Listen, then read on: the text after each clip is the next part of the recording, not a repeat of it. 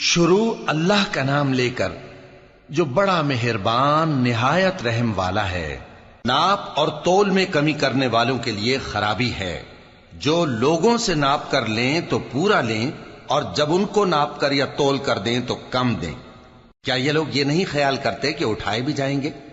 یعنی ایک بڑے سخت دن میں، جس دن تمام لوگ رب العالمین کے سامنے کھڑے ہوں گے۔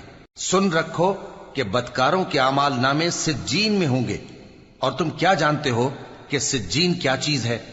ایک دفتر ہے لکھا ہوا، اس دن جھٹلانے والوں کے لیے خرابی ہے، یعنی جو انصاف کے دن کو جھٹلاتی ہیں، اور اس کو جھٹلاتا وہی ہے جو حد سے نکل جانے والا گناہگار ہے۔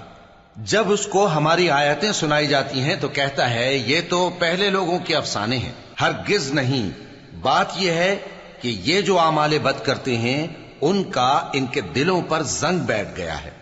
بے شک یہ لوگ اس روز اپنے پروردگار کے دیدار سے اوٹ میں ہوں گے، پھر یہ لوگ یقیناً دوزخ میں جا داخل ہوں گے۔ پھر ان سے کہا جائے گا کہ یہ وہی چیز ہے جس کو تم جھٹلاتے تھے۔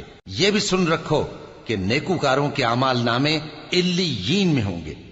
تم کو کیا معلوم کہ علیین کیا چیز ہے؟ ایک دفتر ہے لکھا ہوا جس کے پاس مقرب فرشتے حاضر ہوتی ہیں۔ بے شک نیک لوگ نعمتوں میں ہوں گے، تختوں پر بیٹھے ہوئے نظارے کریں گے، تم ان کے چہروں ہی سے نعمت کی تازگی معلوم کر لو گے۔ ان کو شراب خالص سر بمہر پلائی جائے گی جس کی مہر مشک کی ہوگی۔